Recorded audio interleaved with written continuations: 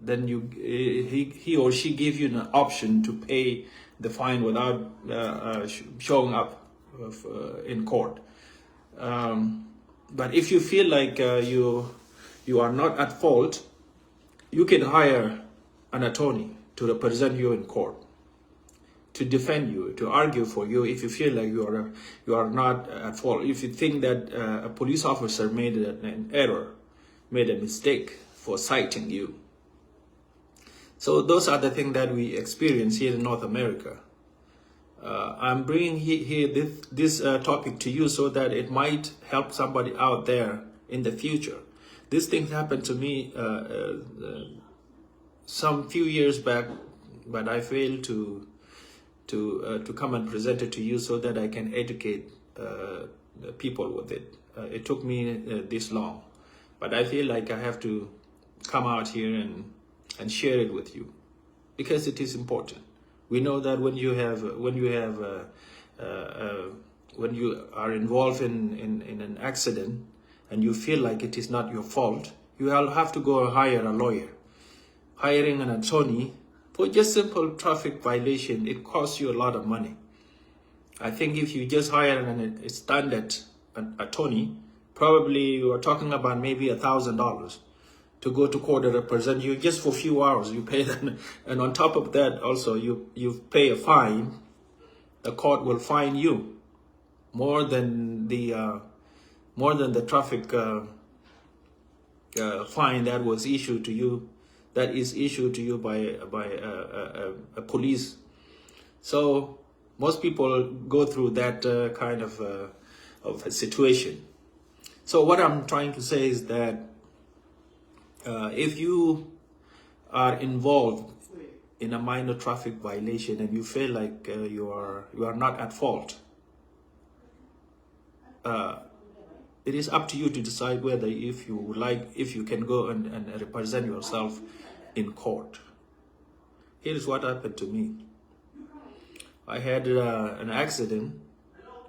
That day it was a rainy day. The visibility was poor. I stopped at the traffic light. I was trying to make a left turn. So as the light turned green, as I was making a left turn, so there is this guy. I didn't see this vehicle coming toward me because the visibility was poor, and I saw nobody, no vehicle stopped there waiting for a light to turn green.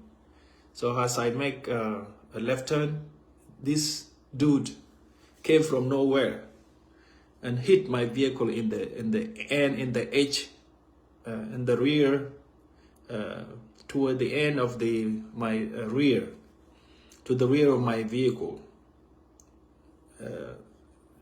So I stopped, and the dude stopped as well. So I came out. Then him and I, we were arguing. He says he told me that it was my fault, and I kept telling him also that it was his fault because the guy was speeding, and that's why he got me. He got me all the way after I passed the intersection. After I passed the intersection, he came and got me. He hit me really hard. So I called the police. I dialed 911. We know that here in North America, when you get in trouble or for emergency help with the police or with cops, you call 911. I don't need to explain it to those who are in the Western world. So I think 911 is well known all over the world because people see it on movies, on TV. So it's something not new to people here, everywhere in the world. So, the police came. So the police asked me about what happened. I explained to him, and so he issued me a citation saying that I was at fault. He told me if I feel like I am not at fault, I can show up in court or I pay the fine. I was angry. I was furious because I thought I was I was not at fault. Because the guy came from nowhere. I knew he was speeding. And I already passed the intersection. As I was turning left, I already passed the intersection. He got me to the end of my vehicle, to the end of my bumper, the rear bumper. So that case, I think it will help us, guys. So in that case, I went to court. I show up in court. I decided that I was not going to hire an attorney because it was going to cost me a lot of money. I said, no, I think I'm going to go and represent myself. For most of you here, it might sound to you that I'm crazy, but this is true. I don't know if there is someone out there who might have represented him or herself in the past. I don't know, but I feel like it is something that I have never heard from any person in our community, South Sudanese community. So what I'm saying here, I'm presenting this to you because that if you feel like you are not at fault and it's just a minor traffic violation, you can go to court and represent yourself. If you feel like you can be able to explain, you are able to explain your situation to judge. If you can explain your situation to judge, you don't need to hire a lawyer. You don't need to go and spend a lot of money to hire an attorney. So that's why I'm bringing this to you. And instead of spending a lot of money, thousands of dollars, for a minor traffic violation where you can go by yourself and explain it to judge, you don't need to pay money. That's why I'm bringing this to you, because I have gone through that. And you know, maybe some of you might ask, how did I came up with this idea to go to court and represent myself, something that might not have been heard for in our community? Well, I got the idea from a white guy, a white boy who was my co-worker. So he got involved in well, a police officer cited him for minor traffic violation. So he told me that he said he was going to go to court and represent himself. He said he's not going to hire an attorney. I said, how are you going to do that? He said he heard it before also from somebody else who went to court and represent himself. I was like, oh, okay. I hope it worked out for you. This is what I told him. He said he will try his best. So he went to court. He went to court and defend himself. You know, in this country, when the police that issue you a citation, when you go to court, he or she have to show up in court to defend his position, why he cited you, gave you a ticket or a citation. So he will have to answer to the judge. Or if you hire a lawyer, your lawyer will cross. There will be a cross examination asking the police officer how he came to determine that you are at fault. These are the things that happen. So this guy went to court and he came back. He won. He won in court.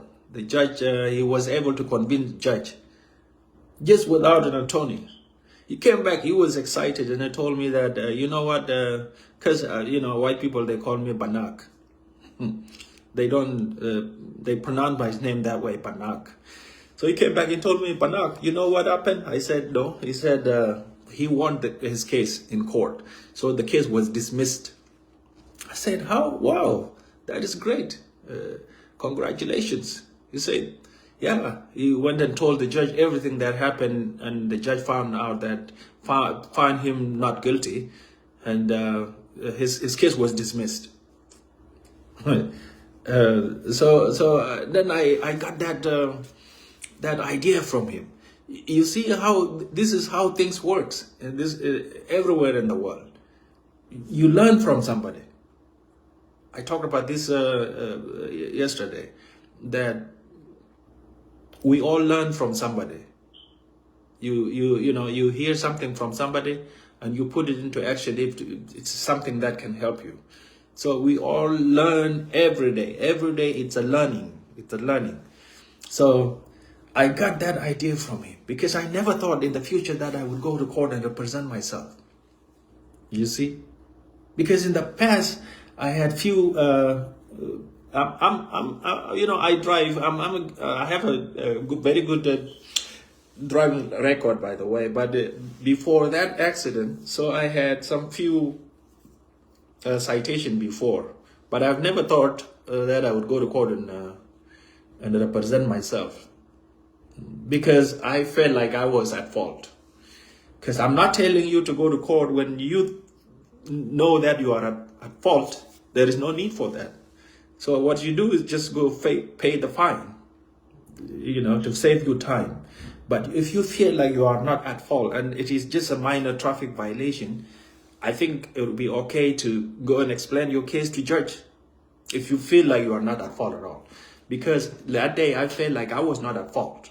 Because if I knew I was at fault, there is no need for me to go to court and skip my work day and go to court.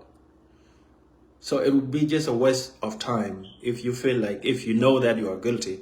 But that day I felt like, no, that was not my fault at all. So I felt like the police officer was wrong. Anyway, back to the topic. So I went to court. So the police officer that cited me came to court. The person that I involved with in the accident came to court as well. The county attorney, a lawyer from the county. It was not a lawyer from the county attorney. That was in the Douglas County.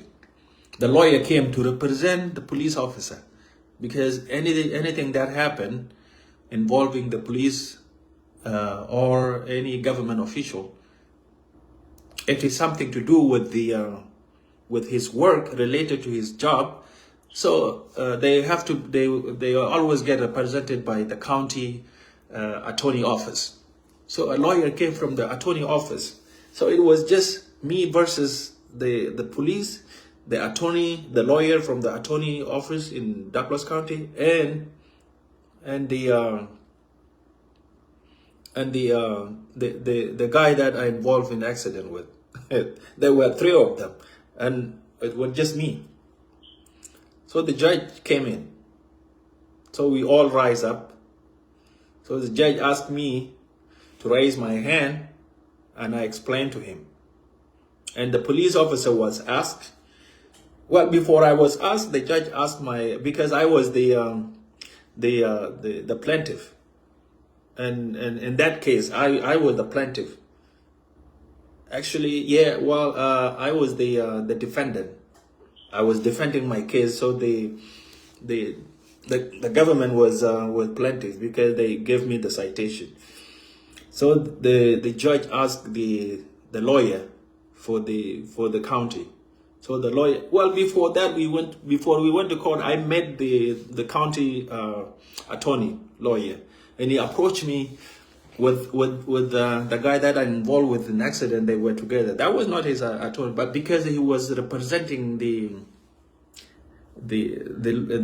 police as well as the guy that I involved in the accident with.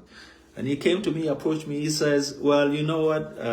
Why don't I give you a choice. You can plead guilty, so we don't have to appear in court. So all you have to do is just go pay a fine."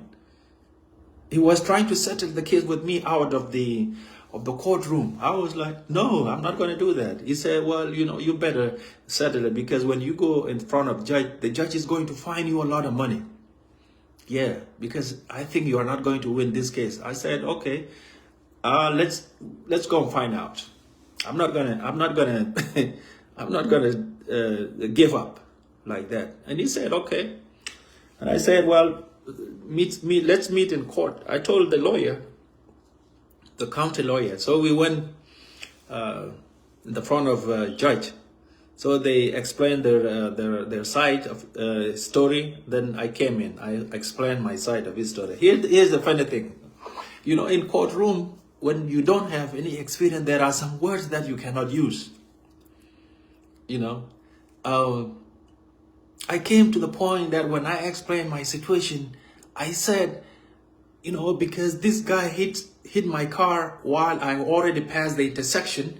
So he left his lane after I passed the intersection where he's supposed to go.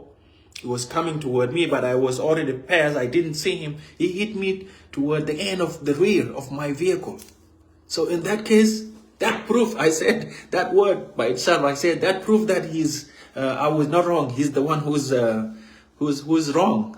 And the judge looked at me and said, young man, wait, just wait a minute. Don't say it's proof. There is nothing here to prove. The lawyer told me, because I didn't know.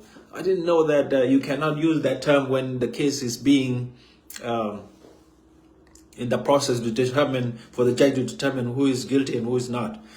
And he told me, don't say that. Don't say it's proof. There is nothing to prove here. And he said, all you need to say is this indicate. I said, well, okay, this one indicate. You see, that was something that I learned from court. If the case is still in the process, you don't say it proves. You use the term indicate. I learned that thing that day. So as we went on to explain the case, then as we all got done presenting our case. So the judge came on to make a decision. The judge told me, young man, my hands are tied. Because I was going against 3 people. The attorney, the police, the guy that I involved in accident with. Well, the funny thing is I had a chance to question the police. Yeah.